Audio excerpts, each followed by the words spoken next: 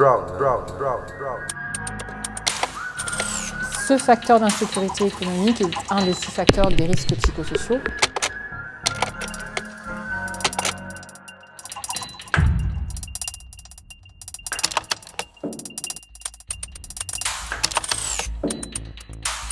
La situation actuelle, effectivement, présente plusieurs caractéristiques, à la fois des difficultés financières, mais aussi une rapidité dans les évolutions qui sont demandées aux organisations.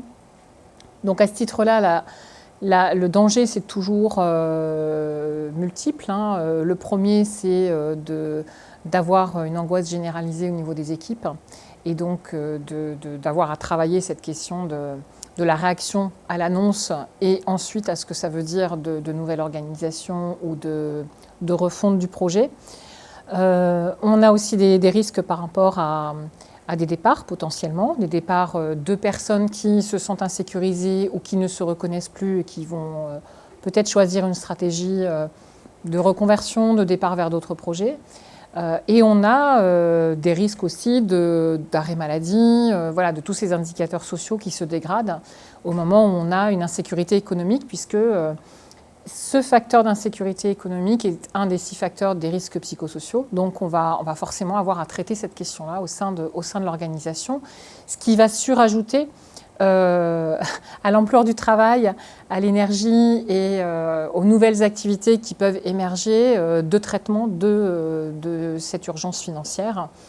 Donc on a en fait tout un volet d'activités de management, de pédagogie, de réassurance à mettre en place, en même temps qu'on doit être extrêmement réactif, force de proposition, et qu'on doit travailler à se renouveler en tout cas définir une stratégie qui suppose aussi une mobilisation importante au niveau de l'équipe.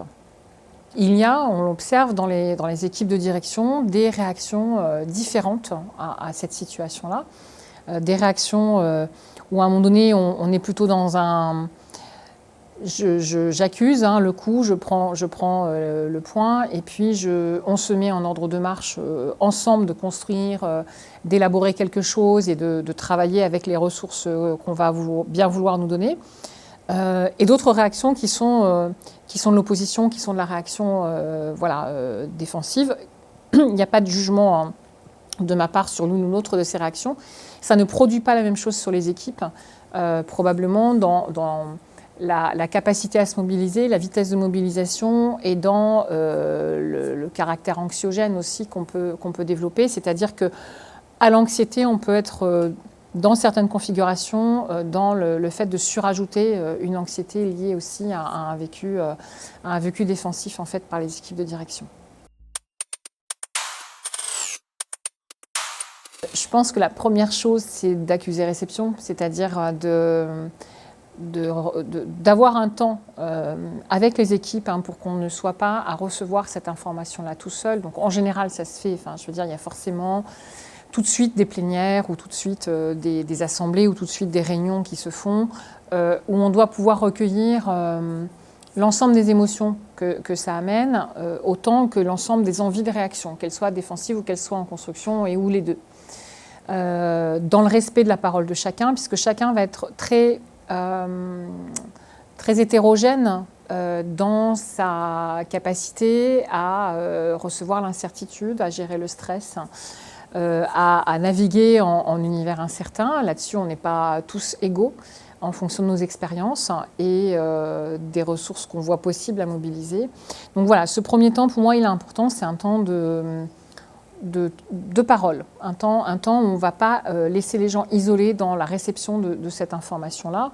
Et puis après, il y a un temps de construction, un temps où on va essayer d'imaginer les possibles, alors qu'ils soient des possibles de revendication, qu'ils soient des possibles de propositions alternatives, qu'ils soient des possibles de réduction de l'activité.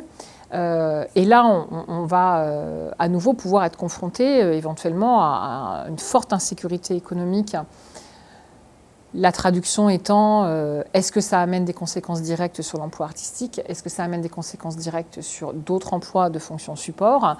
Et avec toujours cette perception de c'est en bout de chaîne, qu'en général on accuse le plus de conséquences. Donc on est proche des artistes de la création. Donc comment finalement on va se sentir toutes et tous responsables de faire porter sur l'aval de la filière probablement en grande partie les conséquences de ce type de décision.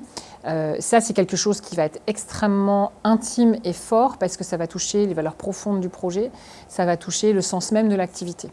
Et on sait que tout ce qui touche vraiment dans les changements et dans les crises, le sens de l'activité est quelque chose de totalement anxiogène, qui va demander du temps, alors qu'on est dans une accélération de ce temps-là et qu'on est dans une exigence de réponse rapide sur le modèle économique.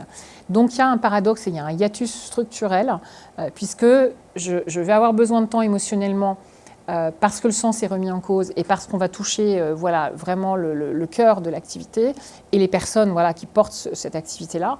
Et en même temps, je dois aller très très vite. Donc il faut déjà conscientiser un petit peu tout ça et puis définir ensemble, et là tout dépend du nombre de parties prenantes impliquées dans cette réflexion, quid de nos gouvernances, des bureaux, des conseils d'administration, des tutelles, pour, je pense, partager aussi des pistes. Il est important que les directions, et qu'en tout cas en matière de ressources humaines, on remette assez vite les personnes en capacité d'agir ou en capacité de proposer, pour ne pas être dans un vécu uniquement subi de la situation, même si on a bien posé le paysage au départ, il n'y a pas de sujet là-dessus. Mais une fois ce constat posé, comment on essaie de retrouver de la marge de manœuvre, comment on essaie peut-être aussi de se dire, il y a un effet d'accélération, peut-être de mutualisation, de coopération, un renouveau d'une solidarité qui doit se faire urgence en ce moment.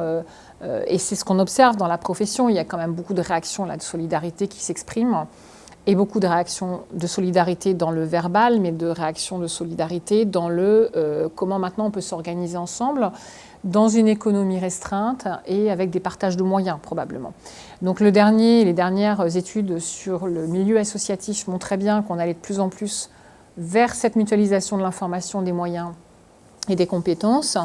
Je pense que c'est aussi peut-être maintenant se mettre en chemin de construire ça de façon un petit peu plus rassurante, structurelle, et de redonner de la visibilité là-dessus. Et là, on pose un paysage qui n'est plus un paysage de crise, qui est un paysage de proposition d'une alternative. C'est vraiment le travail des ressources humaines de faire ça. Là, on n'a pas tant à expliquer le pourquoi on change que le comment on va arriver quand même à se doter des ressources en interne pour changer, en interne et avec nos partenaires et avec nos parties prenantes. Le premier effet de levier, c'est effectivement de définir une feuille de route et puis de se remettre en chemin pour de la coopération et pour d'autres alternatives. Ce qui va changer nos habitudes, ce qui va changer aussi donc notre organisation du travail, donc peut-être supposer des nouvelles compétences, donc comment les ressources humaines doivent accompagner peut-être aussi au travers d'un plan de formation cette question de la perception du changement et de la mobilisation de nouvelles compétences à l'intérieur de ce changement-là. Je pense que c'est très important comme volet. Un troisième volet, c'est la question de l'information. Jusqu'où on donne de l'information aux équipes. Il y a évidemment toujours une préférence pour la transparence, mais sur une info qui n'est pas forcément que anxiogène et instable. Je voudrais insister quand même sur ce qu'on observe pour le coup via les réseaux sociaux et via justement cette position défensive et militante et cette revendication totalement légitime, qui produit aussi de l'hypertextualité, qui produit aussi de l'inflation, on va dire, et de l'utilisation de choses qui peuvent être aggravantes dans la sémiologie, qui toujours est dans des choses de l'ordre du catastrophisme, de l'ordre de l'irréversible, de l'ordre de la gravité de la situation. Il n'y a pas de sujet de ma part de dire que ça n'est pas vrai. Le sujet consiste à dire qu'est-ce que ça produit au niveau des équipes, de nommer une situation comme intenable, insupportable, excessive, quand on est en nécessité de se mettre en chemin de la tenir. Voilà, donc cette question de ne peut-être pas surréagir au niveau de l'information et peut-être de protéger les équipes d'un certain type d'information, en tout cas pour trouver le moment où elle peut être reçue et où elle va être constructive et non pas destructive. Sans mentir, parce qu'on ne va pas inventer de bonnes conditions de travail quand on ne peut pas les soutenir, mais et cette question aussi de ne pas faire porosité émotionnelle et de protéger aussi les équipes de sa propre perception et émotion par rapport à la situation. C'est une responsabilité des directions, je pense, parce que voilà, tout le comportement non verbal, tout le comportement émotionnel va être un facteur extrêmement observé par les équipes.